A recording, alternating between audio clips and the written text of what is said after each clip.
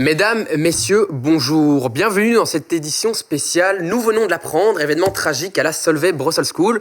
Le professeur Matthias Schmidt a mystérieusement disparu. Pour en savoir plus, nous rejoignons tout de suite notre envoyé spécial sur place, Luc Ratif. Luc, que savez-vous jusque maintenant ? Oui, effectivement, François, actuellement, on ne sait pas grand-chose. Et comme d'habitude, nous allons faire une édition spéciale particulièrement longue où l'on répétera en boucle ce que l'on sait déjà. Et ce que l'on sait déjà, François, c'est qu'un professeur emblématique de la Solvay Brussels School of Economic and Management a mystérieusement disparu ce matin. Et nous allons donc essayer d'en savoir plus sur ce qui s'est réellement passé. Mais comme vous le voyez derrière moi, c'est la stupeur. Les étudiants semblent avoir déserté les auditoires. Nous voulions en interroger certains et malheureusement, les auditoires sont vides. Et comme nous pouvons le voir ici, nous sommes actuellement dans un cours de microéconomie où il y semble avoir vraiment très peu d'étudiants. Je suis à mes côtés, Monsieur Joran Douar. Monsieur Joran Douar, vous êtes assistant ici en microéconomie et macroéconomie. Monsieur Douar, est-ce que c'est une situation habituelle ? Bonjour. Bien écoutez, le lundi matin, je n'ai jamais dû donner cours à plus de 3 personnes. Donc c'est une situation bien normale, je ne m'inquiète pas trop. Donc, comme vous le voyez, comme vous l'entendez, François, cet enseignant est particulièrement touché par ce qui se passe actuellement à la Solvay Brussels School of Economics and Management. Nous allons essayer de discuter avec ces étudiants, de trouver où ils se cachent. En attendant, à vous les studios. Merci beaucoup, Luc. Sur le plateau avec moi, le doyen de la faculté, Monsieur Philippe Vergoen. Philippe Vergoen, bonjour. Bruno van Pottelsberg. Monsieur Bruno van Pottelsberg, évidemment. Bonjour, Monsieur Bruno van Pottelsberg. C'est un événement surréaliste qui se passe aujourd'hui à la Solvay Brussels School. Qu'est-ce que vous pouvez dire à celles et ceux qui nous écoutent ? Bonjour. Tout d'abord, merci beaucoup de m'accueillir sur ce plateau. C'est vraiment un honneur pour moi d'être ici. Alors, la Solvay Brussels School of Economics and Management fête ses 120 ans cette année-ci. Vous savez, c'est une faculté de plus de 5000 étudiants, 40% de femmes dans les étudiantes, plus de 25% d'internationaux. On fait 16 000 citations par an dans notre recherche. On a 180... Monsieur van Pottelsberg, merci. Enfin, nous avons très bien compris la réputation de Solvay à travers le monde qui n'est plus à faire.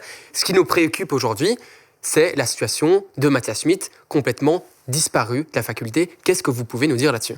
Matthias Schmidt, professeur à Solvay. Ah, je n'ai jamais entendu parler. Professeur de banking et d'analyse des états financiers dans votre faculté.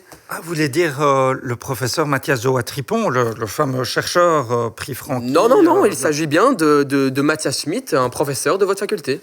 Écoutez, je ne vois vraiment pas.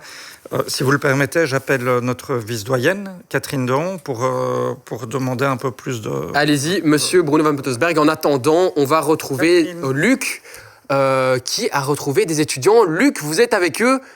Où se sont-ils cachés ?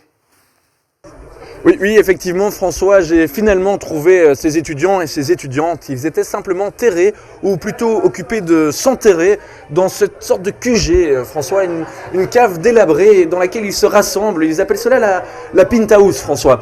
Et nous allons actuellement rentrer dans cette penthouse pour découvrir ce que les étudiants et les étudiantes ont à nous dire sur la disparition du professeur Schmidt. François, je peux vous le dire, nous avons déjà récolté quelques témoignages, ils sont poignants, ils sont difficiles. Les étudiants souffrent actuellement, François, comme vous pouvez le découvrir dans le reportage que nous avons tourné à l'instant.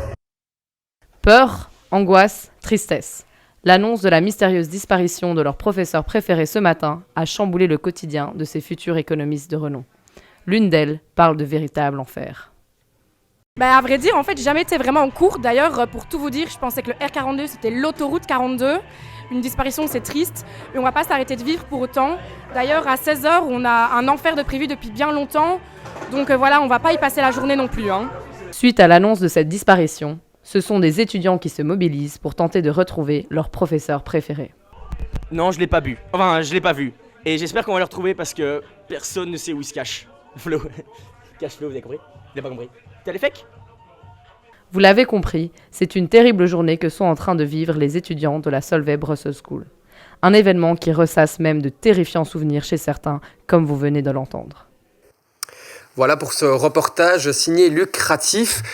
Luc, vous êtes d'ailleurs avec l'un d'eux qui a tenu à témoigner. Qu'a-t-il à nous dire ?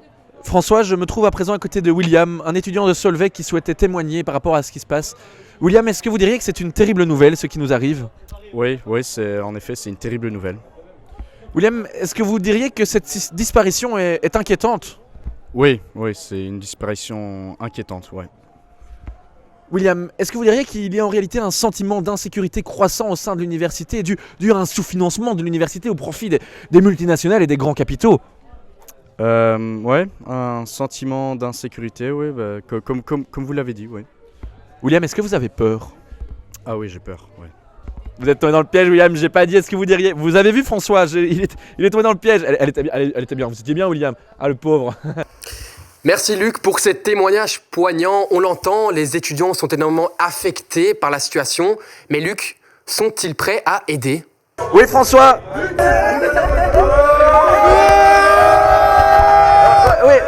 Oui, effectivement, François, je suis ici. Les étudiants sont tous prêts à aller en TD, comme vous l'entendez. Voilà.